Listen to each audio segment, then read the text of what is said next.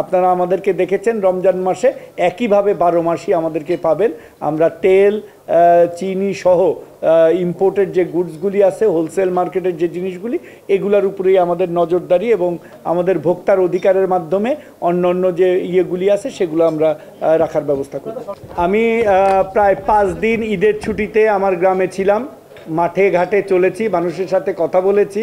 সকলের মধ্যেই একটা স্বস্তি আমি দেখতে পেরেছি এবং সবাই উৎসাহ উদ্দীপনা নিয়ে, বিশেষ করে এবারের নববর্ষে আপনারা দেখেছেন যেভাবে শুধুমাত্র ঢাকায় না, উপজেলা পর্যায়েও যেভাবে নববর্ষ উদযাপন হয়েছে, মেলা হয়েছে। আমার রুমে যেয়ে যদি দেখবেন যে মেলার বিভিন্ন সামগ্রী আমি সংগ্রহ করে নিয়ে আসছি। সো সেখানে উৎসাহ উদ্দীপনা দেখেছি। রাজনীতিক মোটিভেটেড হয়ে যদি কমেন্ট করে সেটার উত্তর না দেওয়াটাই আমার মনে হয় ভালো। এটার উত্তর দেওয়ার কিছু নাই, জনগণই বলবে যে তারা ভালো আছে কি না, তারা স্বস্তিতে আছে নাকি।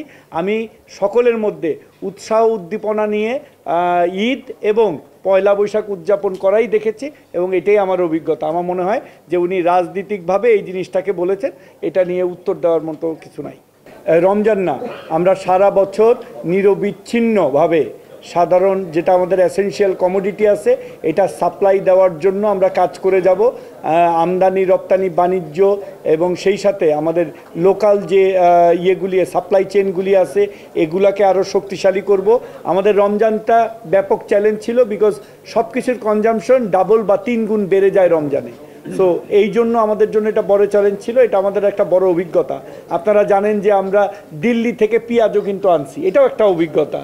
এবং সেই সাথে আমাদের তেল, চিনি সহ নিত্য প্রয়োজনীয় প্রত্যেকটা জিনিস বাজারে অ্যাভেলেবেল ছিল এবং দাম ঊর্ধ্বমুখী না নিম্নমুখী ছিল। সো এই চ্যালেঞ্জগুলো আমরা পার হয়ে আসছি। আপনি যে 2টা প্রশ্ন করলেন, আমার মনে হয় যে আমার এখান থেকে যে খাদ্য মন্ত্রণালয়ে এই চালের ইয়ের ব্যাপারে প্রশ্নটা করলে উনি সঠিক উত্তর দিতে পারবে, আর কৃষি মন্ত্রণালয়ে জিজ্ঞেস করতে মানে ওনারা আরও ভালো উত্তর দিতে পারবে। আমার মন্ত্রণালয়ের কোনোই থাকলে আমাদের কোঅর্ডিনেশনটা আমরা করব। ওনারা যেভাবে লাইন মিনিস্ট্রি, বিকজ আমাদের প্রত্যেকের লাইন মিনিস্ট্রির যার যার কাজ আছে। আমাদের বাণিজ্য মন্ত্রণালয়ের কাজ হলো বাজার ব্যবস্থাপনাটা এবং বাজারের পণ্যের সরবরাহটা নিরবিচ্ছিন্ন রাখা, বিশেষ করে আমদানি করে যে পণ্যগুলি আনা হয়। সো আমদানি পণ্য আর লোকাল কৃষি পণ্য এবং খাদ্য, এটার 2টা লাইন মিনিস্ট্রি আছে অনেক বড়।